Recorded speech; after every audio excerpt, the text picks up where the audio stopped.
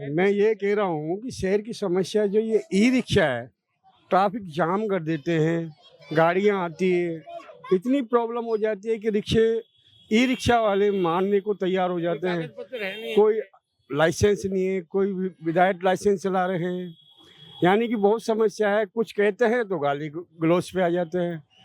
पूरी हमारी गाड़ियों के स्टैंड पे आके सवारियां तोड़ के ले जाते हैं। हम बोलते हैं इतने पैसे, वो कम में ले जाते हैं। तो आपने जो ट्रैफिक कंट्रोल रूम है या जो प्रशासन है उनको सूचित नहीं किया आपने? नहीं सर, सूचित नहीं किया, क्योंकि उनको भी पता है कि ये इतने परेशान हो गए, ट्रैफिक वाले भी खूब परेशान हो गए वो भी। बाकी ये तो जो बड़े जो अधिकारी है वही इनकी कर सकते हैं साहब, जो भी मतलब इनकी जो करते हैं, इनको सिटी के बाहर नहीं निकाले, सिर्फ परकोटे के अंदर अंदर जो भी कम से कम ई रिक्शा होनी चाहिए, जो कि ट्रैफिक को कोई परेशानी ना हो। लेकिन सर, जैसा कि आप ऑटो चलाते हैं, आप बता रहे हैं, और ई रिक्शा वाले भी अपना पेट पालने के लिए ई रिक्शा चलाते हैं, सवारी चलाते हैं, तो शायद ये कंपटीशन हो गया एक ऑटो में और एक ई रिक्शा में। ये ऐसी कोई बात नहीं है। इनका जो मालिक उनको देता है, हमारा मालिक जो सुबह देता है वो हमको देता है। इनका नसीब का इनको मिलता है, हमारे नसीब का हमको मिलता है। यानी कि ट्रैफिक की बात बता रहा हूँ मैं। ट्रैफिक ऐसे कर देते हैं, उल्टे सीधे गाड़ियाँ चलाते हैं ई रिक्शा। बगैर लाइसेंस वाले कैसे चलाएंगे? बगैर लाइसेंस कोई भी बच्चे से लेके बूढ़ा तक चला रहा है।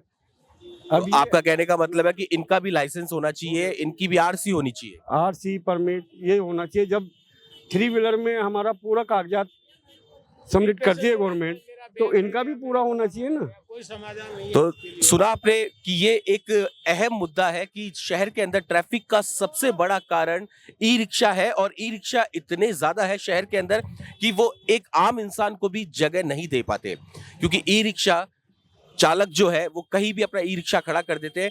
लेकिन ऑटो स्टैंड पे हमेशा देखिए कि ऑटो पार्किंग में ये जितने भी आप ऑटो देख रहे हैं इस वक्त, ये सब अपनी पार्किंग के अंदर लाइन से खड़े हैं, लेकिन ई रिक्शा वाले सवारी को लेने के चक्कर में और एक सवारी के चक्कर में कहीं भी ई रिक्शा लगा देते हैं, और इसी वजह से ऑटो वालों का नंबर नहीं आ पाता है।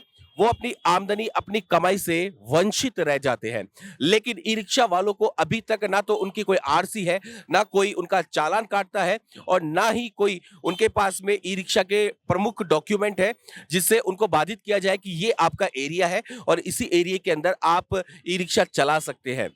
लेकिन ऐसा नहीं हुआ है अभी तक। तो शायद ट्रैफिक कंट्रोल रूम को या हमारे जो ट्रैफिक डीसीपी है उनका भी ध्यान इस और केंद्रित होना बहुत जरूरी है, और सरकार का ध्यान भी इस तरफ केंद्रित होना जरूरी है, ताकि दोनों चीजें बैलेंसिंग रहे और शहर के अंदर इस 4 दीवारी हवा महल विधानसभा क्षेत्र के अंदर ट्रैफिक से निजात मिल सके।